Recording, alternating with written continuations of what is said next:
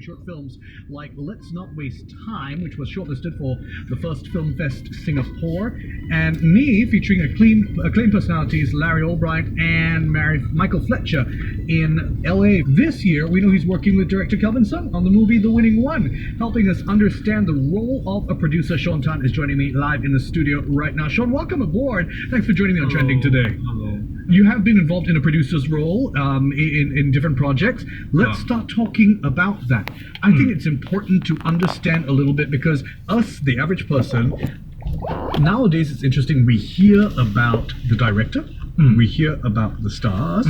Very rarely do we hear about the editor or the cinematographer, maybe at the award show categories, that's all. But there's no award show category for producer. They usually get on stage show except for like Best Picture and stuff like that. Fundamentally, what is a producer's role? Okay, for I think many people, they will understand it, or like they will focus on the director. So it's like for every project, like you have this project, or it's so who and who film, like a James Cameron's film, right? But for producer, is someone who actually piece all this together, but yet the credit will still go to the director. Okay, ultimately I would say without the producer there won't be this project. Okay, but with the producer everything will be brought together. And then even for the director, the producer can be the one who hires the director, right? But ultimately the final product will be the director's vision. Okay, so how this film go, how is it shot, how the actors should act, how the script should be executed, all these are from the eyes of the director. So ultimately the director will still get the credit, which is also fair enough, because it's through his lenses, the creative vision. But if the project fails, it's the fault of the producer. So you get what I mean. But because a lot of us assume that the producer is just about the money, bringing in financing for these films. Even short films can cost $100,000-$200,000, for example. Is it just about money? Okay, yes, and in a way yes and no. I mean, there are many in a way many kinds of producer, and of course if you want to talk about just the money, they mainly will get the credit of executive producers. If you see this word executive producer, is related to money. Okay. But for a producer, if you see this word producer alone, he's the one who is in charge almost everything. Money is one of it. Make sure the money is comes in on time, spend wisely. Keep within budget. Paid to the right people. The receipts, everything, and of course not just budgeting but also scheduling. Okay. Make sure that everything's on time. If need to overrun, why overrun? Need to justify, etc. kind of thing. Okay. So, but does the producer have input in terms of the creative process? Yes and no also. Depends on how much the producer trusts the director. Of course, for some projects, the producer will have a lot of say, in terms of, sorry, director, I don't want this actor. I want that actor, kind of thing. But if let's say you really trust this director, okay, I hire you, whatever you choose, as long as within budget, we go with your say. Okay, that's interesting to know that distinction there as well. Because one example that I've often cited in my trending headlines is the role of somebody like Kevin Feige in the Marvel Cinematic Universe. For years, he has resisted the title executive producer. He's still, until today, producer. Even though he's the head honcho that we see orchestrating, helping to orchestrate, he still stayed as the term producer. Does that mean more on the ground? Does that mean more involved in the process as opposed to just an executive producer? Okay, I think some people are very passionate about producing. So they will want to do producing, and even let's say if it's their baby project or the script is by them, they want to produce. Okay, just give an example. I got this local filmmaker friend. I of course I don't think I want to anyhow name names in case he's shy. But he wants to be a producer. So even if his script got funded, he will hire another director.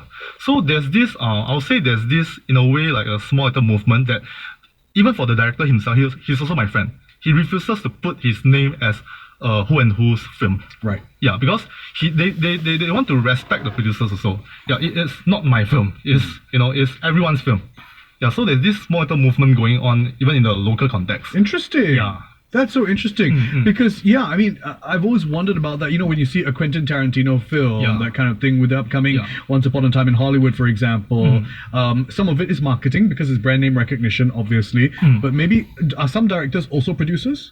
Yes. Yeah. Yeah, but it's a lot of work because you have to use your left brain and right brain. Yeah. Yeah, I mean, like for producing, I think you use your right brain, I think. Or More left brain. analytical. Yeah, something like that. So if you have both roles, you have to use both brains. Yeah. Mm. Very select few can do that. Yeah. How on earth, Shawn, did you fall into this role? These are one of the many things that you've done in the media industry. How did producing come about? Yeah, so basically I'm from a mass comm background. Yeah, so I had this documentary module, and then I fell in love with production, filmmaking. Yeah, so for me I have a documentary background, so I started with documentary making, and even for many of my films, even the longest film that I did was for SG50. It was a featurette. It was in a way a short feature, and then it was documenting old Singlish. Okay. Yeah, the words that we don't use at the moment. Extinct Singlish? Yes. Wow. We have extinct Singlish, like do you want to state? Nothing bad, Yeah, nothing bad. No worries. No dialect. No worries. Or you pattern more than badminton. Such phrases you don't hear at the moment. So A bit outdated. correct. So yeah. So for me, I've even the current project I'm working on is also a documentary. I'm doing on area. It's an area documentary. Like something like drones. Yeah, but these are luminous drones. So it's going to be out soon, and I've submitted for the latest I think some VidC thing, and then also most likely will be targeting this SGIFF. Okay. Yeah. So it's really from a documentary, a love for documentary filmmaking, that pushed you into the realm Correct. of producing. And then of course after that I go into narrative. You need to know how to. I mean, for my university I learned to write a script. Came out with a feature script, and I'm going to work with another director soon on a feature project, which I don't think I'll mention now. Yeah, don't jinx it yet. Yeah, correct. When you're ready, then yeah. So for my even for my documentary, I will. Even after this interview, I will go down to the 4th floor to have a meeting with audio post on the audio post side. Right, exactly. So it's just a packed day for So me. even producers have to think about that kind of stuff. Huh? Correct. Oh. Yeah. In terms of who to get to do Correct. the audio post, for example. Exactly. Who to get to do the editing, because it's never it's never one house or in. Well, I mean, unless you're Marvel or something like that. But I see. So what we're talking about, I'm curious. People in your alumni, let's say, back from media film studies, are there people that just want to be only producers? Yeah, there is. Really? There is. That's all they want. Yeah. Why do you think that is the case? Why does somebody? Because I've always found that in Hollywood or in movie or entertainment, you hear about the frontline people, but producers don't want to be heard about all that much sometimes. Yeah. Why do people want to be producers? For producers, they feel the satisfaction of bringing the whole thing together. Yeah, like jigsaw puzzle. You piece all the pieces together. Yeah, they feel the satisfaction. Yeah, as compared to director, director is more of like, I want this and this to be done. Okay, you do for me. Yeah. This is director. Yeah, but of course, director's job is not easy lah. You have to make sure that everything goes with your vision. And working with people, is a bit hard. People wouldn't really listen to you sometimes. I want this. They will say, director, no leh, like that, not nice leh. They will tell you this kind of things. Yeah. But so I do want to talk more about the idea of working with the different professions on set, let's say. Let's talk more about that in the next segment. Coming up, we're going to find out more about the role of a producer. Shawn Tan is joining me. He's talked about some of the projects that he's got on the horizon as well. We'll learn a little bit more about the role of the producer. Stay tuned. Know that? Oh no! That was an interesting thing. You got some really interesting personalities to be a part of that one as well. Irene Ang and some of your former cast members. 20 personalities. Really? Oh dear, I'm going to feel very old because I think I might use a lot of those terminologies. So that's one of your more recent productions. I'm curious, as a producer, when you're working with over 20 cast members, when you're working with directors and editors and sound producers and mixers, is there a hierarchy? Is there a structure? Who's in charge, the director or the producer? Okay, so it's a bit different. There's different culture, like Hollywood and even local context. For Hollywood, producers are in a way, like the bosses of directors. They hire directors. But in locally, like directors will hire producers to come and produce their film, their babies. Yeah. So it's like, it depends on, it's the culture, the dominant culture. Correct. Of where of course, there are some local filmmakers, they want to, adopt the Hollywood way, producers should be, in a way, the boss kind of thing. Yeah. So of course there are filmmakers who want to change things. Right. But in terms of interacting with, for example, the actors, Yeah. is that the producer's role? Normally it's the director. Right. But who hires the actor? The producer has input in terms of who hires the actor, right? Yes, but both, because for directors they will know like, oh, for my creative vision, who can fulfill it. But for producers, their mindset is like, which actors can sell the film. Yeah, so there's always this, tug of war. Yeah. So I want this. Oh no, that one is better. Oh, but this one's cheaper. But that one can sell the film. Oh, this one can portray this character better. There's a lot of massaging going on correct. to get the points across. Yes. In a way. Yes. So in terms of, because a lot of what you just described is very intensive project management that has to happen. Everything from timelines to budgets to creative processes to managing people even. But then what about this emotional creative side of the producer? Do you have to hold back as a producer a little bit? Sometimes. Yeah, because for producer, you want to piece the thing together for your baby, but you also have to trust the director to execute the thing well. So sometimes you just have to let go a bit, and then not hold it too tightly, so that the director has the director's freedom, director's vision to execute it. So you really cannot be too dictatorial. Correct.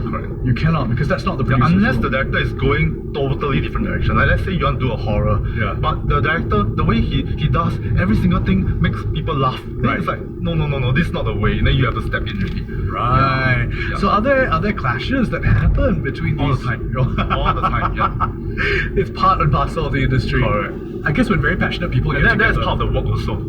Yeah. To in a way to argue on set is also part of our work sometimes. Right. Yeah. But of course you have to argue nicely lah. Yes, that's the thing. You do have to, at the end of the day, work with everybody, Correct. right? But here's another interesting thing that just occurred to me as well. I keep talking about the producer, the director, the one individual people, but some films I see, or some productions I see, have multiple producers. As well. Yeah. How does that work? Is there an average number per project? Not really, but like depends on the intensity of the project. Some project is harder to do. Like let's say it spans across different countries. You need the expertise of different countries producers to help, because this producer from this country may not know the culture that side. Later do something offensive, or they don't know, or maybe some equipment or crew can get cheaper from that side. So you need a few producers to put things together.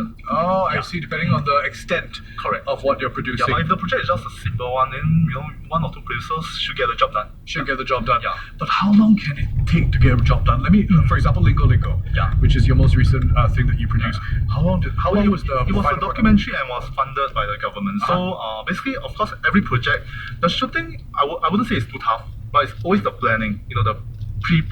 The pre-production side, and then of course the post side, the post-production side.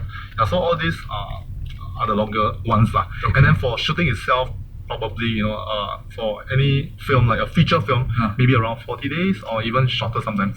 40 days or so. How long was Lingo? I mean, the final product was how long? I think you mean it's around an hour. Around an hour. Right. And how long did it take to produce that 1 hour? Maybe across a few months. I would say maybe 3-4 months. Wow. This one, the longest was the editing.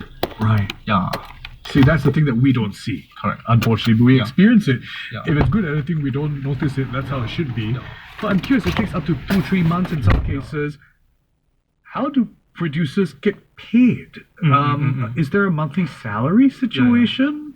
Okay, depending on the project itself. Like, let's say if the producer is the one who starts the project, so he or she will get a pay cut from budget. He or she will pay himself first lah. And then if the producer is the one who is being hired, so he needs to agree with the payment package. Or let's say, I pay you this amount, for this project that lasts how long, from this date to this date, kind of thing. Yeah. And then you have to manage your own finances right away. So if you hire a producer, you tell a producer, you're mine from this date to this date. So producers, they work 24/7, non-stop, just to make sure that the film, come together. Wow. And so sometimes that could take months in some cases, and you have to manage it in that case. I'm curious, I mean, what was your experience like working overseas and seeing, you did a documentary in America? Yes. Correct? I did. And doing that versus documentary filmmaking down here, was there a very stark difference in culture? Not really, actually, I would say. Yeah, because a lot of things we also learn from Hollywood. So I would say our culture is a bit similar to theirs. Yeah, for Singapore filmmaking culture, we steal a bit from Hollywood, we steal a bit from Hong Kong. Yeah. So it become ours. It's a good one, right? I like it that way. Uniquely ours, yeah. So I won't say it's too different, yeah. Interesting. So you found it. I mean, it was when it comes to the workflow or the jobs and duties or the responsibilities or getting the job done. Correct. It's roughly the same. Yeah, but for theirs, I find something interesting is when I go through the artist list, right?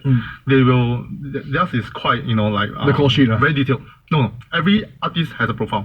Like, who and who, and then, let's say, likes to eat what, cannot work along with who. Yeah, that's quite deep. For Singapore context, we may not know. Nope. We don't have this kind of thing. Yeah. Maybe there's an artist manager, and maybe the artist manager will whisper it in somebody's ear, but there it's black and white listed out right there. That's so interesting. Right. Yeah. Maybe it makes the job flow easier. Yeah. I was going through that. That was like part of my job. Wow, the things you must know, huh? Yeah. Hey, I want to end off by asking you. I know you talked about some of the projects that you're working on, and what's next? What's next for you right now? Are you seeing? It seems to be exciting times for Singapore films. Yes. What's next in terms of producing? Okay, for my latest, I would say my pet project. I just finished this area documentary. It's like on the drones one. Yeah, related to drones, and then it's on like luminous drones. So I just finished it, and I've submitted for the visiting and also aiming for SGIFF. That's just a pet project. For the commercial part, I'm working with another director. Director Kevin Sun, and then we are working on this. Should I say now? No, you don't have to give it away. Yeah. But is it a drama, comedy? It's a feature film. Yes. Wow, so that must be quite exciting when you see a feature film opening in the cinemas in Singapore and regular Singaporeans going to watch it. Yes. That's the thing. We got to be strong supporters as well. Hey, we've learned so much. Shawn, thank you for helping us understand what a producer's role is. Thank you for your time. Welcome. My guest on the program, Shawn Tan. Look for his new project very soon. I mean, I don't know how soon it's I don't have a date, but I'm saying just look out for it.